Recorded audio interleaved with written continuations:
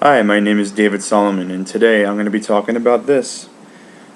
XO by Elliott Smith, potentially his best record, although some might argue for a few others. But it's my favorite.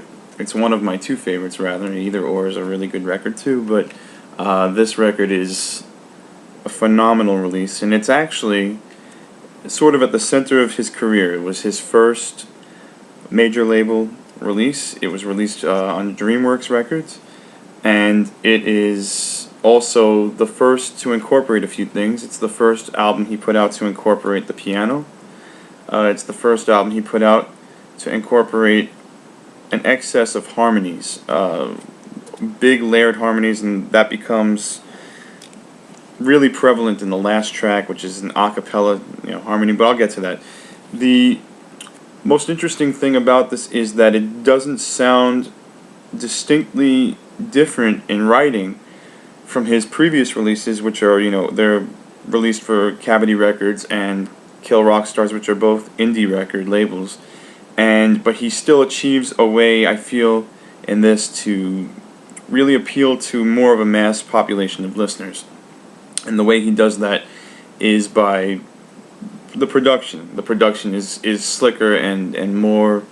There's a little bit more going on. It's not necessarily better, but it's interesting to note that right before this record was released, he had his biggest success with Miss Misery, which was a single.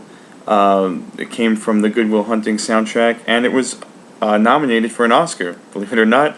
And he lost to Celine Dion for the Titanic theme song that no one ever wants to hear again. And so anyway, this record is from 1998, and it still plays well, and it has a lot of aspects of the past of the Beatles and of other bands from the psychedelic era, but it's not a psychedelic record. It is just a phenomenal record. The other album he would put out for DreamWorks 2 years later was Figure 8, and that album too is phenomenal, although this one I think holds together well, and probably better than Figure 8. So I'm going to begin just by talking about the music and the first track, Sweet Adeline, which I actually read wasn't supposed to be the first track. I don't know if that's true, but the first track, it opens up, it's sort of a walking pace, and it's descending scales. They're not in the same key, descending major scales, and they're actually creating a mode, like a minor mode, but they're all major scales. So it's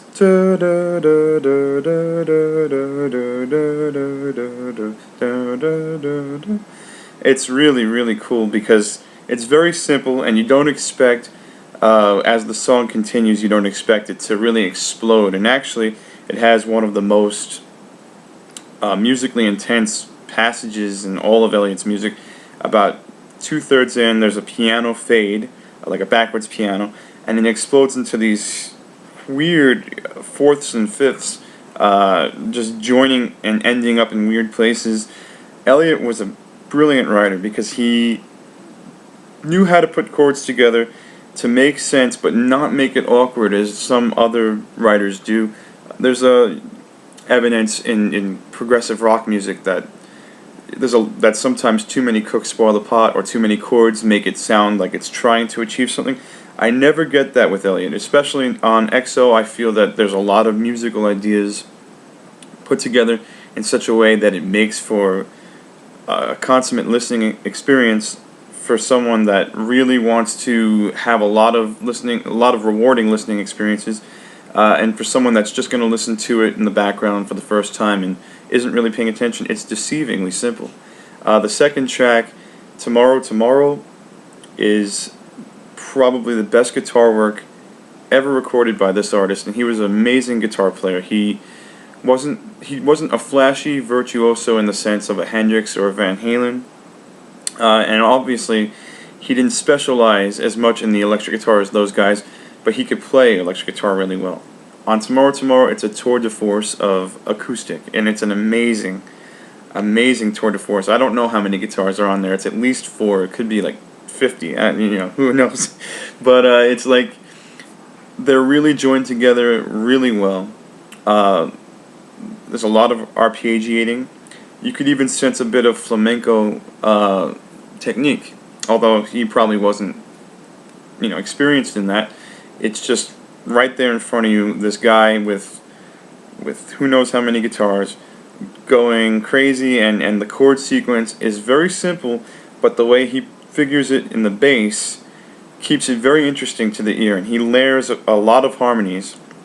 And I should say he likes to double his harmonies. Elliott was a master of matching up his vocals so that he could layer them to make them thicker and create certain types of illusions. What you're able to do with double vocals is, when the double vocal is so close, so similar to one another, it sounds like one person, but then when it drops out, when it's only one vocal, it becomes even that more intimate. Because you're actually not thinking about it being two people the whole time, and then when one of them drops out, it's like, wow, this feels even closer to the person than I really was. It's actually cool that he was able to do it so well. And Tomorrow Tomorrow is just this amazing piece, and lyrically it has some similarities between the first song. I'm sure people that know the album will have can point out the deaf and dumb section in the lyrics that correlate with one another, and that holds it together in a way. You definitely think of them as part 1 and 2 sometimes because of that, although they really don't have anything musically in common. But there's a section in the in Tomorrow Tomorrow where the music is and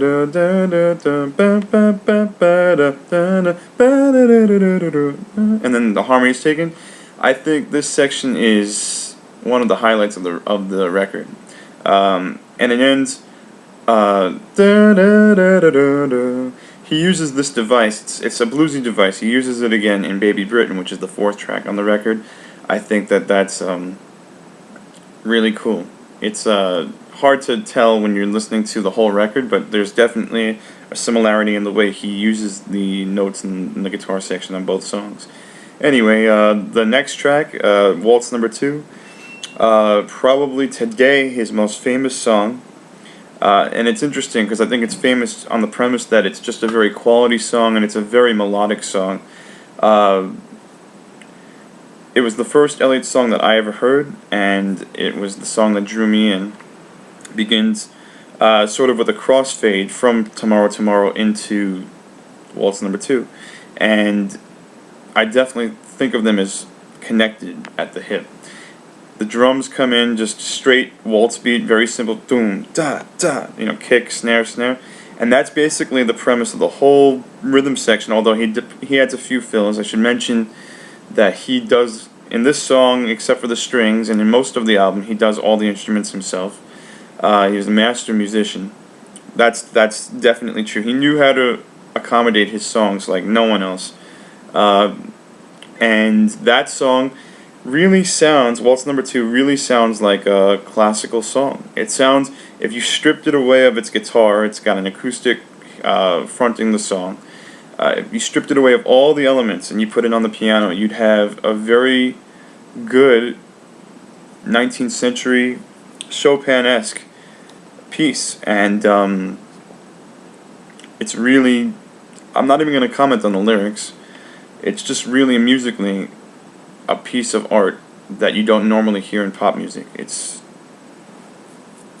unbelievable. And in that song, he uses the vocals between doubling and single vocal a lot to create that effect. The first line, first the mic, then a half cigarette. That's single, and then the double vocal, singing Kathy's cloud. And the interaction between these two parts really emphasizes certain things artistically, kind of like if a painter puts a certain shadow on something. He just knew how to make his songs work. He knew it. It comes out. It's amazing. The 4th track, Baby Britain, is definitely an homage to the 60s sound. And he mentions, Crimson and Clover, and of course the Beatles' Revolver. He mentions this. It doesn't really sound like Revolver. It sounds like Elliott. It doesn't sound derivative, but it definitely has a sound of Penny Lane by the Beatles, and a bunch of Burt Bacharach songs. It would have been funny to hear some horns on it, but definitely it is another great track. It's in a minor key, and it's got really strong drum work. It may or may not be him on the drums. I think I've heard that it wasn't. The bass playing is phenomenal on it. Good walking in the bass during the choruses. But one of my favorite sections is you actually hear in the final mix on the record. I think there's a single that it doesn't have this, but on the record itself, you hear them lower the overhead mics on the ride cymbal and in the crash, so that you can hear the hammered dulcimer play the da da da da da, and you hear like the you hear that. It's really cool and really funny that I'm doing it with my mouth, but it's really cool. And you know, the ends of that song, you hear like talking or the organ or something. It's cool that they left it kind of rough, because otherwise it would have been way too slick. And then the fifth track, Pitula, is the simplest song on the album from a musical standpoint, but it's actually one of the best. It's cool that anybody with a little bit of guitar experience can probably pick this up enough to play it. It's really like 4 or 5 chords, but the melody is based on the 2 of the scale. So even though the bass is the melody is really on the 2. I'll tell you why I don't wanna know. And you never feel really a resolution until the very last note of the cadence, which is I never meant to hurt you. That D. The song is really in D, even though the D major, even though the chords really surround the E minor a lot.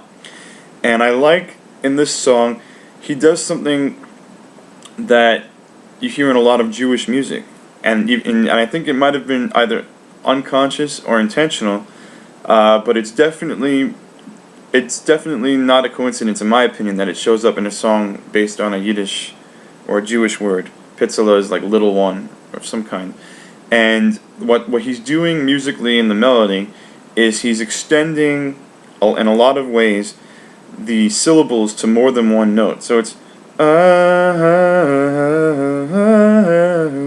and like it's like there's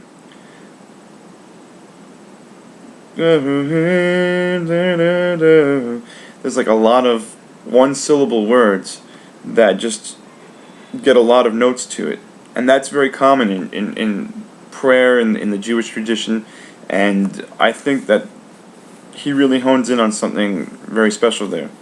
And then of course there's that piano section that sounds like it was recorded on a Fisher-Price tape recorder. It's just really well put together. The sixth song is Independence Day, and that song has a drum loop, a very noticeable drum loop, but it has also an acoustic track that kind of is the opposite of a drum loop. It's very organic versus the very inorganic drum loop sound. It has a very cool, almost hip-hop-y feel to it for a moment. The chords in Independence Day are the most advanced chords on that record, the most advanced chord sequence. You're dealing with a song that's really in the key of C major, and it never suggests it. The melody in the verse begins on F major inverted in first position, and you feel kind of like you're flying. I don't know how to describe it, but it's a 2-part song. It definitely has 2 parts. The opening section, da da da da da da da da da da, that becomes the vocal line at the very end. And sometimes you could even listen to the song and think that it's always been the vocal line, but actually, the vocal line in the beginning is "Future butterfly, gonna spend the day." You know, and you don't know, the chords are like just thrown together in like a pot and like mixed, but it's actually really well formed. It's one of my favorite Elliott tunes. And then there's the next track, Bled White, which is, in my opinion, one of the strongest single type songs on the record. It sounds like a single. It sounds like a Beatles song, but it's got a modern edge to it. I really like the whole sound of the drums. You could feel the room mic in there. You could feel in the midsection. So here it comes with the black expression. You can feel a lot of guitar work and a lot of thought really went into how to do that. It sounds really cool. And then of course coming out of the that part, you have sort of a Doppler effect vocal that shows up later on Bottle Up and Explode. Really cool. Different little inside ideas that take some listening to really appreciate. And then I gotta speed up here because it's going on a long time. Waltz Number One. Why is Waltz Number One after Waltz Number Two? I always like that because I feel like the name of the song meant something to him. So he didn't change it to accommodate the sequence of the album because he knew perhaps where he wanted the song to fall in, but he probably wrote Waltz Number One first and didn't want to change it. It probably meant something to him that it was called Waltz Number One, Waltz Number Two. And if not, if I'm just imagining this, I like to pretend anyway. Waltz Number Two is an amazing piece. And you're not going to hear me say that none of these songs are horrible, but this is an amazing piece. It's in the key of D flat, but it's so dissonant. It has most of its melody kind of hitting the flat 5 of the scale, and it's such a classical work. It sounds a lot like Schumann's Fantasy Stück, and whether or not he ever heard it doesn't really matter to me because it's so timeless. That is probably the most important song on the record from the perspective of it being melodically timeless. It's got that pounding kick drum that feels like a pulsating gavel, like a judgment, and it's got kind of an ethereal string part that pops in the last minute, and then this huge gavel at the very end on the word face that kind of propels you into a fade out of it sounds like eternity. It sounds like it's never supposed to end. It's just, I don't want to say any more about it because you have to hear it, and if you've heard it, you know exactly what I'm talking about. The 9th track, Amity. Amity is the loudest track. It's also the shortest track on the record, I believe, and it deserves a little bit more credit than some people like to give it. It's notorious for being voted amongst the worst song on the record, but it's very interesting that it's a repetitious melody note over a lot of moving chords. It's Amity, Amity, Amity. It's like the same note, and I think that if you're not really listening to what's going on underneath it, it can sound kind of obnoxious. It's not. It has a lot of different Baroque-style chord sequences that pop up afterwards, stuff that you'll hear in Vivaldi and Bach. The I'm a neon sign, I stay open all the time. And I think it's interesting. I think it's not the best song on the record, but I do love the fact that it explodes right on to the vocal in the heaviness, and then kind of decompresses itself, becomes soft at the very end. It's kind of backwards. Usually it's the opposite. Usually you build it and then it explodes at the end. I think that's pretty cool. And then that brings us to the 10th track, which is my favorite track and probably one or two of my favorite Elliott song. It's Oh Well Okay. This one reminds me a lot of the Beach Boys, and I hate making that comparison right away because I think it's actually greater than anything the Beach Boys had ever done. But I do have to make the comparison because it reminds me of Surf's Up. It reminds me of the great solo piano recording of Surf's Up. It is an amazing track.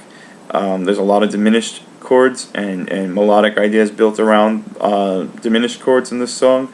And the lyrics, obviously, I don't like talking about lyrics because I think they're a lot easier, or rather a lot more up to the listener to interpret. I don't think lyrics are easy for me to sit there and explain, but the lyrics are amazing in this one, and the most obvious perfect moment on the whole record of the whole XO is when the guitar solo, the slide guitar solo comes in a whole step down, a whole step below where the song is actually taking place.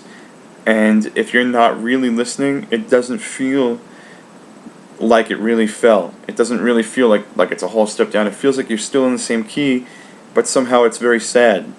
If you're not really observing what's going on, it feels very sad to be in this key and you're not sure why. And I think that there's a feeling of resignation in this song. Like, oh well, okay, like that's it.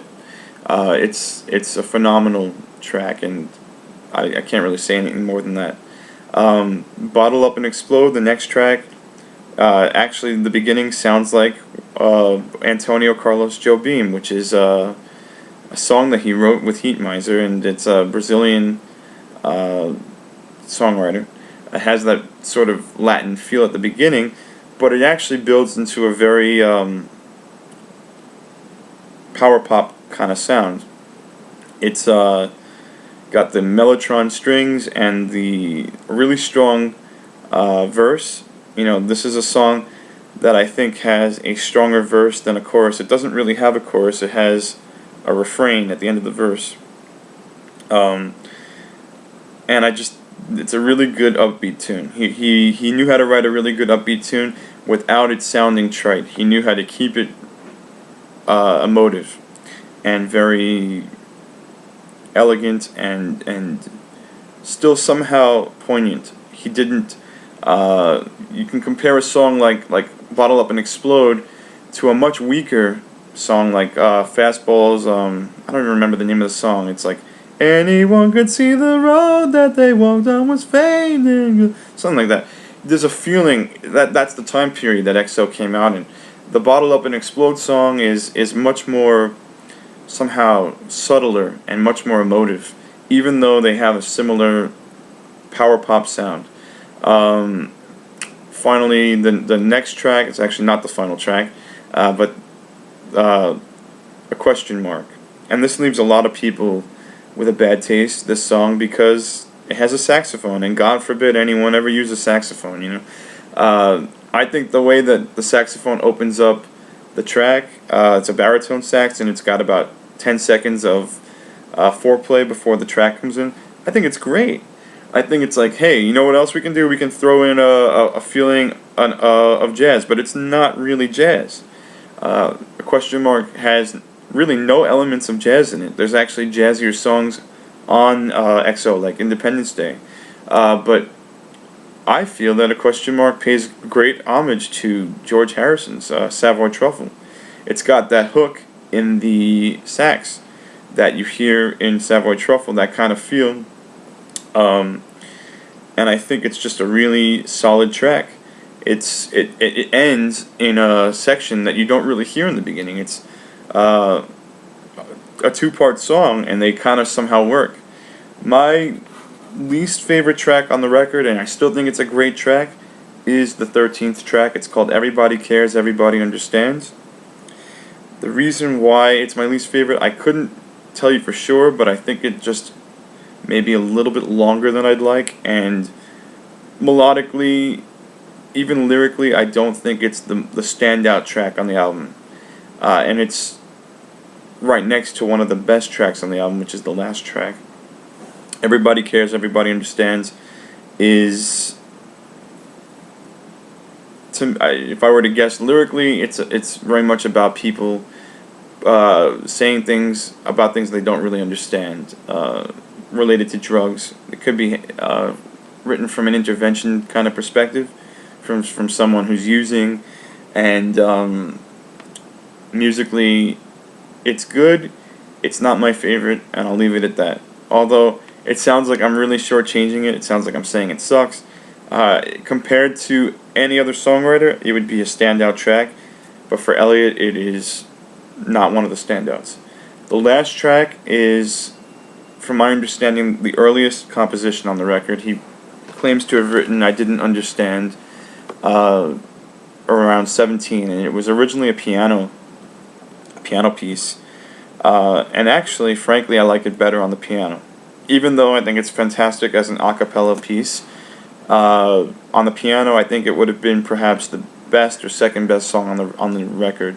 But in this case, he uses many layers of his voice to accompany the melody, which carries the lyrics, and it definitely has some Beach Boys influence. It has it relates to the opening of the Smile Sessions, which was Our Prayer, and it relates to Because by the Beatles. And there was an anthology version put out around that time which had a cappella vocal, and I think it really affected Elliott. I know he did a version of Because that opens with that type of approach, and I think that he really liked that. And Because is one of my favorite Beatles songs too. So, but yeah, I think I Didn't Understand is an amazing track. It ends very starkly. It ends very quick on a single unison note, and the album's over, and it's, you've been through a whole world, basically, a lot of different sounds, a lot of different influences, although I'm not going to lie, I think the Beatles had to have been his foundation as a writer, as a musical thinker. It's not necessarily saying the Beatles are greater than him or that he owes something. I think there can be no greater popular music influence than the Beatles, and I would dare anyone to argue with me on that, because I don't think it exists. But as far as I'm concerned, Elliott was a finalized version of what the Beatles probably aspired to be. His stuff is more intimate. His stuff is more interesting musically. And ultimately, I think his stuff will definitely stand the test of time and maybe be remembered as well as the Beatles. And that's about the highest compliment you can pay someone who based his sound very much so on the Beatles. I think Elliott would go on to do great albums, but I don't think that he ever surpassed XO. I think XO is the best balance of intimacy, polish, and musicality, and it's just an amazing record. So pick it up.